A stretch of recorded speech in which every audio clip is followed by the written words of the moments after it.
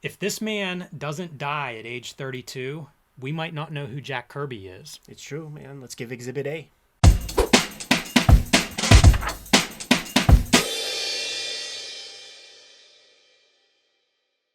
Hello and welcome to your favorite YouTube channel, Cartoonist Kayfabe. My name is Jim Rugg. I'm Ed Piscor. Looking at an exciting book here today, Ed, but before we crack open the Joe Munhall Artist Edition, I want to remind everybody that we are a daily comic book YouTube channel with over 1,600 videos that you can search on our YouTube homepage. You can search by your favorite creator, character, or comic, and I'm sure you'll find something to be happy about there. I also want to let everyone know that we have a Cartoonist Kayfabe Patreon that helps pay our bills. There is a link below this video. You can click on that, see which level suits you best, and gives you access to the videos early. It gives you a leg up on the Kayfabe effect. And at the King Kayfaber level, you'll get access to all of our videos first because you are sitting in on this recording session that you see right here in front of you. And we appreciate the King Kayfabers a lot. There's a lot of good conversation that takes place on these recording sessions. So check out our Cartoonist Kayfabe Patreon below the video and see which level suits you best. And we are on the drive for 100,000 subscribers, closing in on 90,000 now. So be sure and hit that subscribe button if you're a comics fan out there. Like I say, it's a daily service. You don't want to miss a video. We had a good friend text us this week because he had missed a video a couple of months ago. So hit that subscribe button. You'll be notified when we post new videos, when we do live streams, all that good stuff. It's the best way to stay informed. And we want one of those YouTube plaques, so help us get there this year. Yeah, do our victory lap video in Absolutely. 2024. Every channel has that video. Damn right. So This might be my favorite piece of the whole thing. Yes, there are two pieces. I think there are three total Submariner covers that Munhall does. Two of them are reproduced in here. They're amazing. Yeah. I wish there were comics of this stuff. The tools are so wild, dude. It's just like using like whatever kind of fine liner rapidograph type thing, because it's a dead line. I don't even think it's dip pen. But dude, that's the cart before the horse. It is. It is. It's a beautiful oversized volume, though. Put it in perspective. There's a comic book. So I love whenever they do these art books and they do them oversized, and you can really appreciate the art that you're looking at. Yeah, and so, that's what you have here. And as Joe Munhall, like when Fantagraphics got the license, and they mentioned they were going to do a Munhall, I immediately was like, we need that book, because I am acquainted with Munhall's work from the Abrams Marvel book. Let me just pull this piece out real quick, Jimmy, since it's close by. But there was like such strong comic artwork in sort of the pre-Marvel comics that was what looked to me like Hal Foster level. You know, I'm glad you say that, Ed, because, as this says, it's Atlas Artist Edition. So I guess Fan is doing a line of comics that are looking at the Marvel art from the Atlas era, which is the 50s. So like there's this piece right here on Munhall, and you'll see stuff like the Yellow Claw covers. I think does he show up here somewhere? But like they'll show off the Yellow Claw, and that is like one of the most incredible Golden Age covers like I've ever seen. Like it's such strong artwork, and you get the little snapshot. With the other revelation for me in the Atlas era, I got that Russ Heath art book, and I think we have a video on it. He did war comics for the Atlas comics, and they're phenomenal looking, at least the pieces that are in that art book. Yeah. So it feels like Atlas may be something that I underrated. In my history of Marvel, you'd think of the Marvel Universe in the 60s. Right. I think they might have done some good work in the 50s. There were some good guys that came through, and they benefited from the fall of EC Comics. They were still playing with those genre. So it's war, you had your horrors, but it was the the puss version. It was much more palatable to the mothers and stuff. So this is like the photo that Tom used in his Stan Lee comic. So like, dude, with the title, like, just let the people know, like, Joe Munhall was Stan Lee's guy. Before, like, Kirby is over, I guess maybe doing Challengers of the Unknown, or he's doing Sky Masters, comic strips. Joe Munhall is the badass who's a part of the Goodman brand of another shot of him at the board of comics with Stan the Man.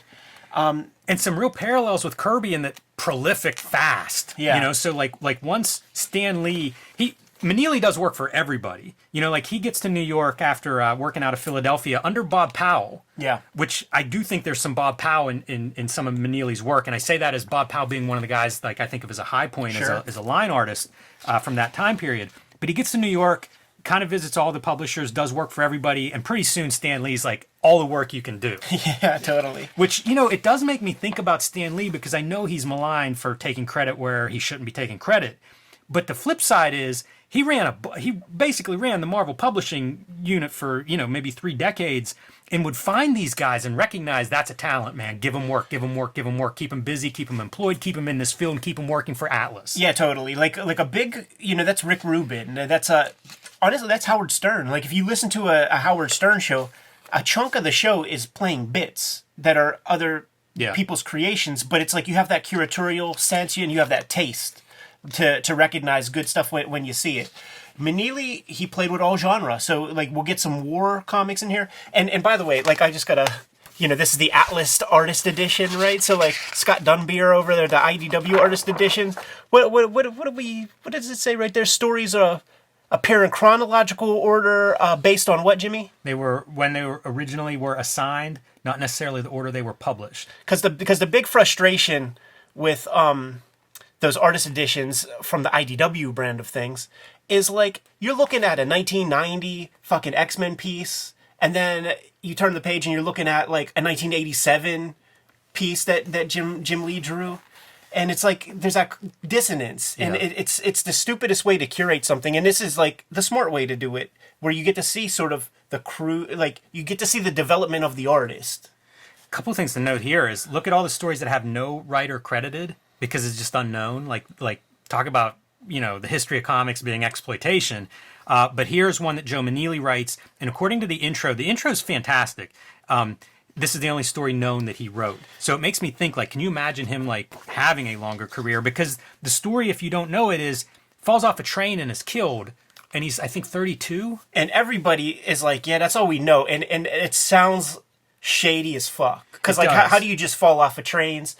It was after midnight. Like, who'd you owe money to? That said, the train company did pay out a settlement, so...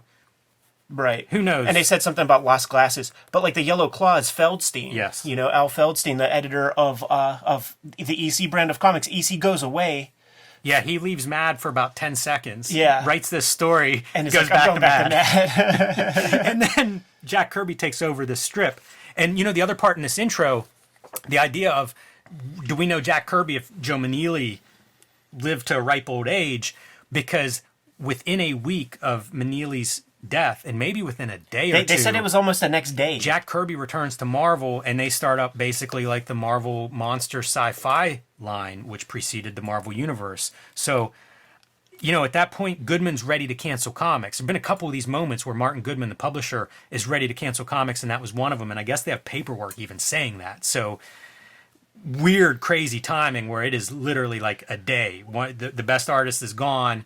Bring in the next guy. Yeah, and it is noteworthy, like the preamble stuff in all these kind of books, the comic strip reprints and stuff, sometimes supersedes the actual material that you get. So like the writer is like so thorough. Like we live in an age where there is a Joe Meneely biographer who like knows the family and been working on it for like 30 years or more. Writes all the articles for Alter Ego. Maybe even that little blurb in the Les Daniels book. Maybe he has some hand in that. So like he's probably like has the most intimate knowledge, and it makes sense that somebody reaches out at that way because the guy's art was so strong. And once again, we're looking at the early stuff, and then it's going to grow. You can just kind of keep. I love like his. There's no shortcuts. So you think of this guy as being super fast, and this is something I used to think about Kirby is like, oh, he must take all these shortcuts. And then you see like all these figures in a panel, complete figures and everything. Like he was producing, man. Totally. And in some of those photographs in the pre, you know, the introductory stuff, you see the revolvers on his wall and shit. So that was the era where you need to have a bunch of reference material on hand. If you are getting assigned some Western stories, you better go to like the surplus store and go get some reference stuff that you can look at. It's something that comics historians praise him for too, is being accurate to all these details, the saddles, the hats, everything that's appropriate to the time. So not just fast, but very, very good. Man, I was going through this book and marveling at silhouettes. So Sure. if you're playing along at home, keep track of those because he has some really standouts, even like the shadows. Very good stuff. And did a lot of Westerns, that was popular. One of the stories in here is Marvel was publishing 70 books a month. They did the majority of, like, they were the biggest publisher for horror comics. Even though they weren't the ones that invented them, they started knocking them off with success. Even Captain America became a horror comic. It's called Captain America's Weird Tales or something like that. And then their distributor goes belly up. And that's where they go from 70 books to 14 because they take the deal with DC's distributor, and that's what about kills them. Yeah. Almost sinks the company. I also thought, looking at it, is his approach to figures is very different. It's not Ditko, it's not Kirby.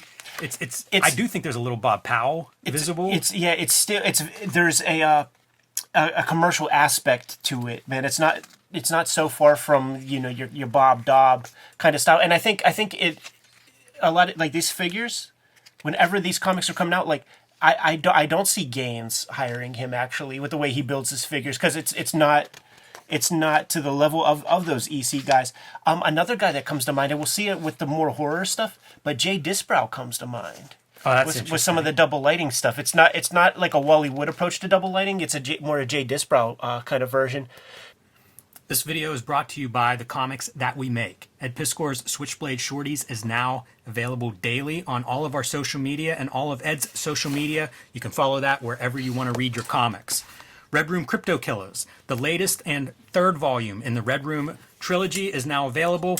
However, you can start at any of these books because they are all self-contained. Hip Hop Family Tree, the Omnibus, collecting all 4 volumes of Hip Hop Family Tree plus 150 extra pages.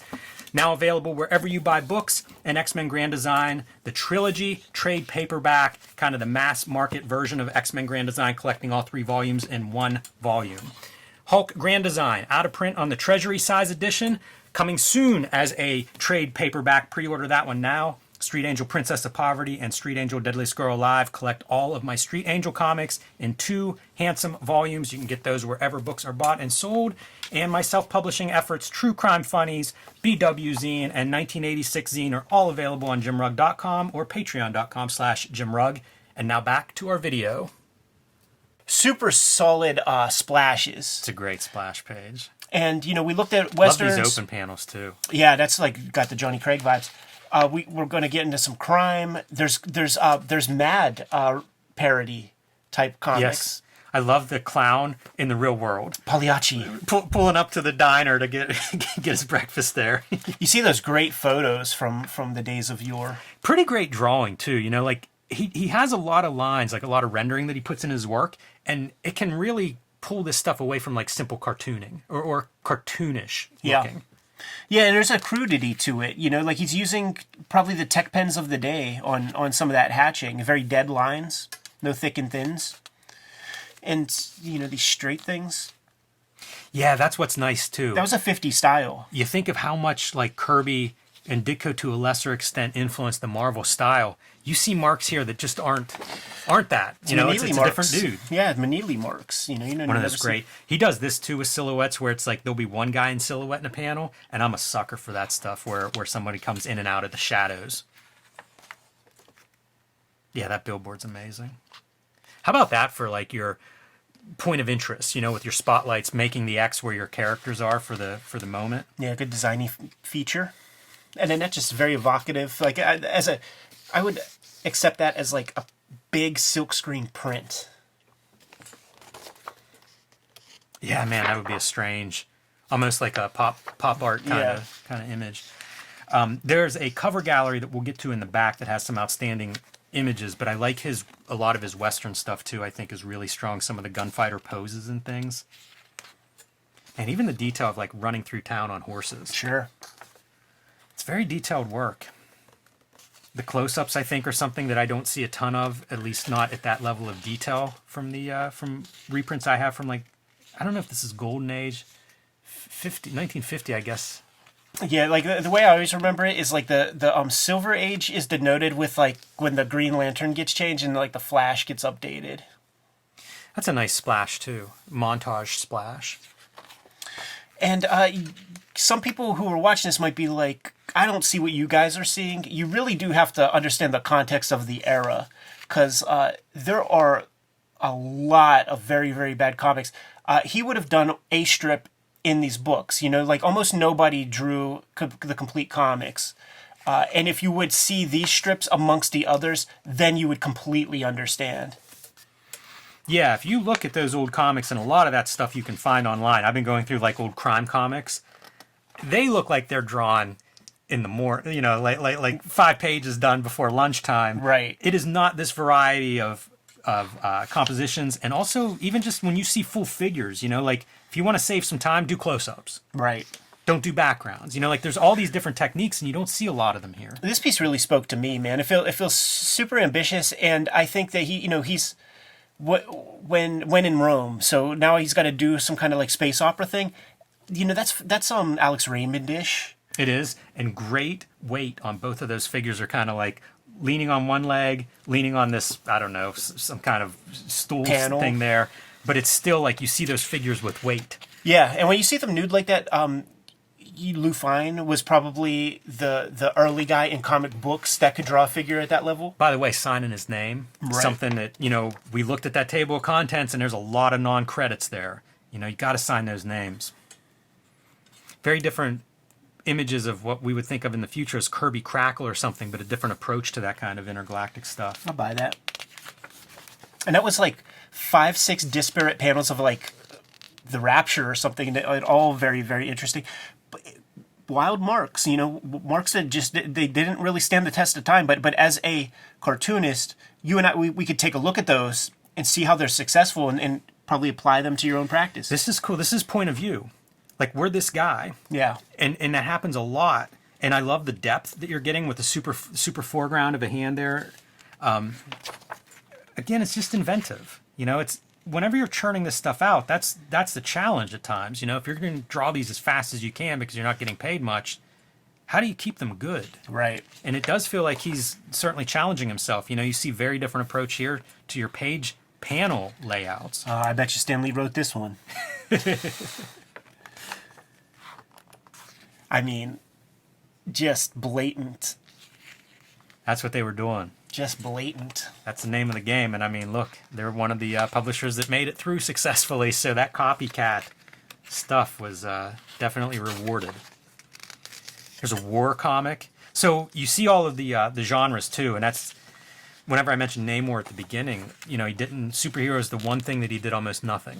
Because it was the era. Like, people were not fucking with superhero comics for like a good chunk of time there. The ones that were still coming out on a regular basis, it was inertia comics. It was because Superman was so gigantic at the start and the licensing opportunities were so numerous that let's just keep it going. So one of the silhouettes I love, of course, but he does this a bunch with background elements that are a very fine line. Yeah. And just an open line. No blacks spotted on these backgrounds. You'll see that more as we go forward, but it's a lot of drawing that you wouldn't have to do. The crown jewels of comics were probably the Kurtzman war books, around this time. So you have to imagine that he must have seen that stuff. Oh, I'm sure. I love this thing. Yeah. It's very, very weird design. And then when you start to see this stuff, this style of artwork starts to become into fashion, like with Charlton horror. Did it? Yeah. And he does a little bit of Charlton work. Whenever Marvel loses all its distribution and a bunch of his work goes away, he goes back to draw wherever he can get a paycheck. And Charlton enters it. And the biographer at the beginning says, the work looks different. Like this was a guy, I think, that was conscious of what he's getting paid and how much time he can put into the pages. Yeah, proper illustration career. And this is where I get sad that we don't have better records of this stuff, because I'm very curious now to see some of that Charlton. Like, what's it look like whenever he's doing this stuff at half the time, or maybe four times as quick? How about the weird like mark making for the cheeks and the rendering on that face? Mm-hmm. Stands out to me. Yeah, which I feel like that's a Kurtzman-ish kind of a stroke. This feels very Kurtzman. Absolutely, with the lighting and everything. Yeah, like there were frontline combat covers that almost looks like a crop of one. Good use of blacks like for a background, and then you see no black on the figures. It's all just that fine line. He's got that very bold line that he's comfortable employing. This surprised me, the 4-panel grid. Don't see that very often. Kind of interesting to see that show up. Just that offensive yellow, like 25% yellow on the Asian characters, man. It's so fucked up. Yeah.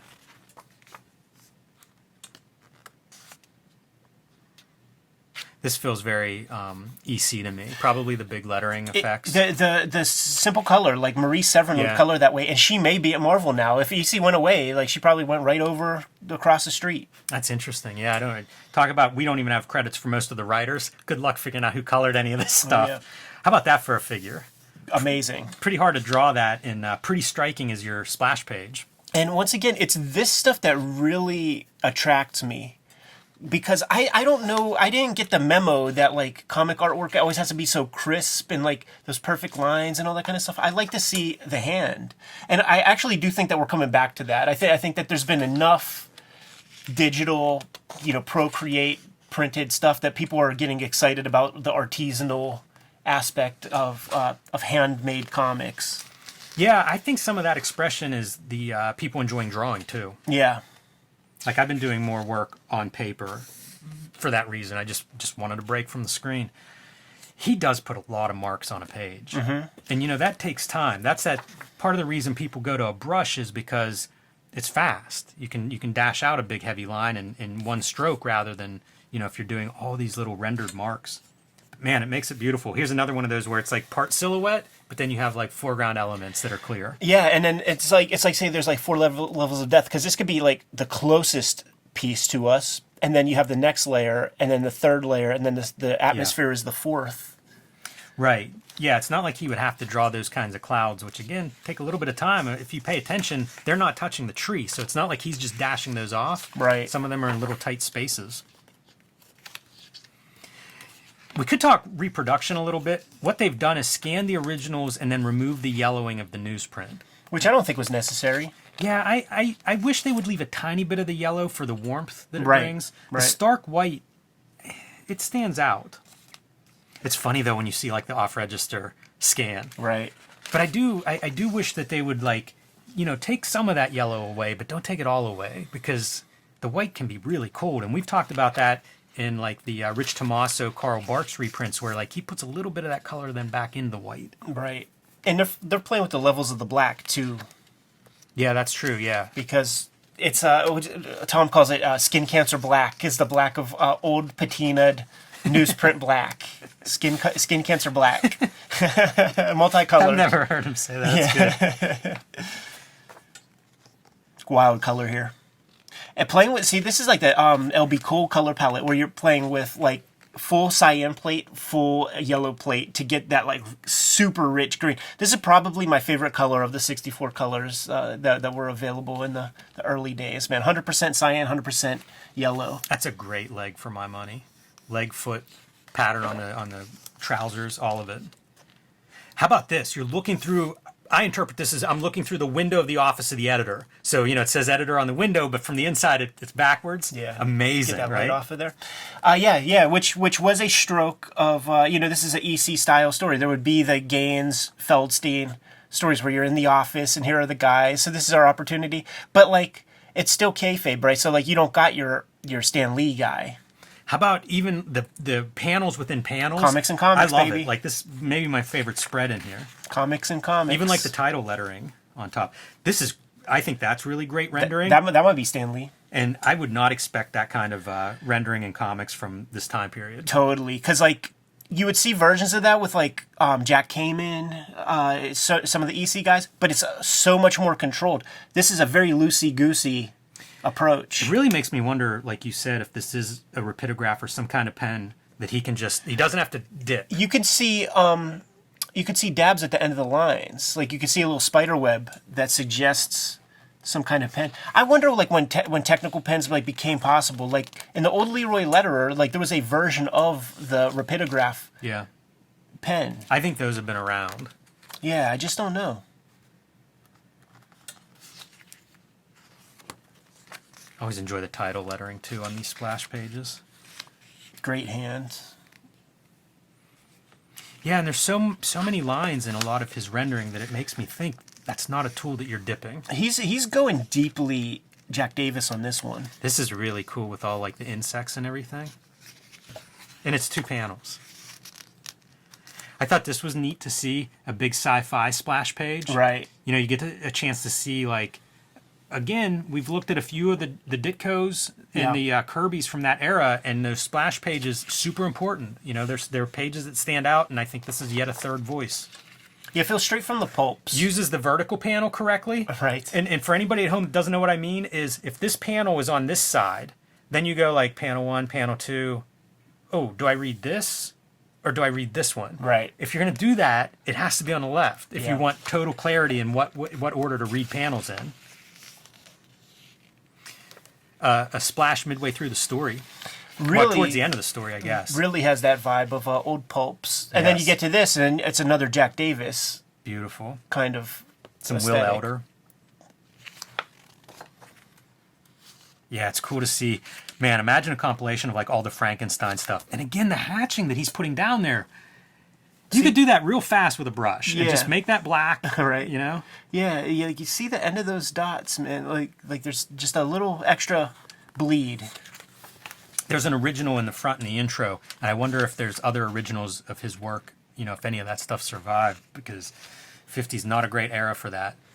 I was trying to figure, this may be like your Mad Magazine parody. Yeah, work we're here. getting there for sure. This is like, Sergeant Bilko or something. And you can see, like, clearly they're looking at, like, the Kurtzman Mads and being like, okay, this is something that EC's selling now. Let's see if we can sell some of these. Yeah, I think this one's called Riot. Yeah. You start to think of Wolverton. Yeah, some of the line work has made me think of Wolverton throughout, because he's another guy that would do all these little lines. It's a great splash. You know, using black just in one figure. You know, it's one of those, like, there's a couple of these panels that I see and I think of Toth. And it's like, to me, that's a Toth move, right? He would famously put the dot on the page and be like, now that's your focal point. And I feel like whenever you have black only on one figure, that's your focal point. When you go through the strips, you start to make all those, like, connections. Because, like, Popeye's shirt is black. Like, Nancy, her hair is black. It's another one of the great silhouettes in the middle of a fire. Got your figures, just imagine the smoke screen around them, you know? This is the closest he's come to Masterpiece, is his Black Knight run. And when you see this, like, it's like super ornate costumes. You know he's looking at Foster. Yeah. He probably has, like, the tear sheets or something. Great setting. Some of these settings and castle designs and stuff. And I know this castle, from probably book 2 of Hal Foster's Prince Valiant. Stylization of characters too. You know, they have a cartoon element to them. I think that stuff's strong. I thought this fight sequence was pretty well done. Right, which I may also be cribbed. It's possible. But I was looking at it through that lens of also different voice than a Kirby, who I think of as like your blueprint for fight scenes, especially in like a Marvel comic. This is not that. Yeah, and also for all the beauty of Hal Foster's Prince Valiant, it'd be nice to get a little more magic, a little bit more fighting, a little bit more mania into the comics. Very subtle, small detail, but I love the shadow. Oh, yeah. Taking up the bricks now, like you have it all open here, but when the shadow falls on it, the Frank Miller brick shadows. Yeah, this is a fun page because it's, if you just isolated this page and you were like, Ed, what's this come from? I would say, I don't know, Classics Illustrated. I would never think Marvel. Yeah. And this technically ain't Marvel, but you know what I'm saying. See, there's those pens again. It's got balls. Yeah, you see it in like some of the folds too. Some Yeah. of the fine lines in the folds, and there's your heavy end on those lines. Right. So whatever that tool is, same one there. Variety of, again, composition in these panels. It stands out. Like this reminds me of Toth. And it may just because it's a Western and he did all those Zorros, so, how are you going to draw leather boots? Again, great silhouette in the foreground. Imagine him sitting under the porch overhang at the sheriff's office as these outlaws roll into town. You were talking about him doing, even just partial stories, and they mentioned, like, he would do, like, a splash page for a new book. Yeah, just page 1. Ringo Kid 1. It might even have been what we saw. But that's Kurtzman storytelling right here. Yeah. Boy, it works great. It looks so good across the page. And you know what's interesting, too, is when we get there, clearly cribbing from the headlines, when we get to the Yellow Claw, where it's that kind of like what they call it, like the yellow threat Yellow Fever, whatever they call that. The first Two-Fisted Tales had a couple of Feldstein stories, and they were the same kind of story of like Chinese intrigue and shit. Yank Kitchen. This is so Dennis the Menace, like in a way that if EC was going to hire him, they could slot him right into the Mad Magazine. Yeah. Like, hey man, we want you to do this style, this parody, cop this artist, and it's like, and what's interesting, nuts. what's interesting is it's a parody of like the Dell comics because they would have these kinds of panels and some air and all that kind of stuff, which were way more popular, so much more popular than anything like Goodman's bibliography of books was way low on the list of like what was selling. Yeah, I think volume was the way they they kept their lights on. It's pretty great though in a time of speed to be able to go from channel this style now we're back to I guess his regular style. You had to be all around, Jimmy. When I was at the Kubert school, there was a class every week called Humor and Caricature. Humor and caricature. So like you had to do funny shit for Three Heads Tall drawings. Our complaints about contemporary comics, that would be mine. Yeah. Get some liveliness, get some sense of humor. Unfortunately, it's been that way for a long time. We looked at that Thing comic with the Pac-Man thing, or Lobo the Duck, right? Like there was no diversification of style there. This is, so the Yellow Claw you mentioned a couple times, it's talked about in the intro, very ornate kind of style. So this is one of those pieces that is held up, at least by his biographer, as being, showing off his ability. The rendering on the house. They're saving it, I guess. Maybe it will be a volume 2 or something. But like they only put one of the Yellow Claw covers in here, and it's like, just put both. Just put both, man. Yeah, it makes me nervous. And I say that because I want the other book. Well, I was going to say, it makes me nervous if they're saving it just because, like, I don't know how this sells. Right. I don't know if we get another book. Hopefully we do. If you're out there watching this and you're on the fence, pick this up. This is pretty amazing comics. See, this is where he does that black background, and now we're just going to go line art. And, we've seen Frank Miller do this. Yeah. Like, Elektra Lives Again has this kind of quality, and that was to accommodate, I think, the coloring style. Right, sure. Yeah, leave it open for Lynn. He does this quite a bit. You see it here. Foreground characters have blacks and shadows, and in our background, just line art. Creates that depth of field. You can't deny that. Does it in the background on the splash. It's a good technique. And also, the guy who instituted that, as far as I know in comics, really was Jack Davis. Like, when you look at the backgrounds of the ECs, and we commented it a lot on we looked at the various artist editions and stuff like that. That was a stroke that Davis put into his work for sure. Fight foreshortening. Yeah, lacks dynamics. Like that's Kirby would make that fist way bigger. And I would say that Kirby was more accurate because like that compared to that fist with the jaw, it's a very tiny hand. All right, so here's our cover gallery. And you see him doing the different genres, are represented here. And like you say, Ed, I don't know if there's a volume 2 planned or not, but the guy is credited with 3,500 pages and 500 covers. Yeah. So this book looks like a pretty good collection. It's a small sample of what Munhall produced. There's your cover image in close-up. I thought this was neat for composition where you have your eyes and almost a third eye on our main character there. Got both of the Black Knights. Pretty amazing. Yeah, that's just so burnt into my brain, that cover. And, I have a lot of his work in reprint. Whenever I would go down to Ides and buy the whole boxes of the coverless comics, it would be a lot of the Westerns, and he's got stories in so many of them. I like this a lot, but it's hard for me to judge it because of the black background. You wouldn't see this on very many covers. That stands out to me, and I like how it looks, but it also kind of works well with the black matte. I love this cover. Yeah. This is another one that feels Tothian to me, but it also uses that, like, our background's just going to be line art. And these are my faves. Because it's just, seeing him do the superhero, it's so wonky compared to what we think of as, like, superhero language. But you get the sense that behind the scenes, maybe Stan Lee and crew were like, we got a new Schomburg. Because it has that kind of mania. But, like, this is wild. It's not feathering. Right. You know, it's full bore hatching. Yeah, I would like to see more of it. How about this, man? Big. Yeah, this one would be on EC covers, but like you know, obviously that thing stood the test of time. The paper tiger, as we called it. I also didn't realize, you know, that idea that Marvel is doing 70 books or whatever. Is it still recording? Yeah.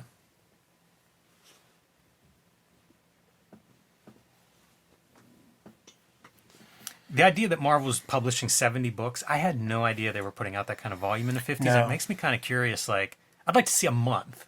Give me a month of those, what that looks And like. who are all the guys like that are a part of that stuff? Look at this washes and stuff with the background. Like this is a very beautiful cover. And the other Yellow Claw cover that he does is it's paperback level illustration. This is so cool because of this pillar on the side. It's almost like when people would Pages. draw like the fake book in an ad or whatever. And they just destroy it with the logo. Yeah, of course. Man, if you look at the building details in the background, it is super elaborate. Yeah. And very fine line. That's another one that you don't see that much. Wonder if that fine line, if that's something he picked up in those studios, because he starts in Philly. Like I said, Bob Powell was one of those guys. It feels like there's a tool that he's using that not everybody, you know, you're not seeing it in the Ditko and the Kirby stuff. Right. Something that he picked up somewhere along the way that separated him, you know, from the others.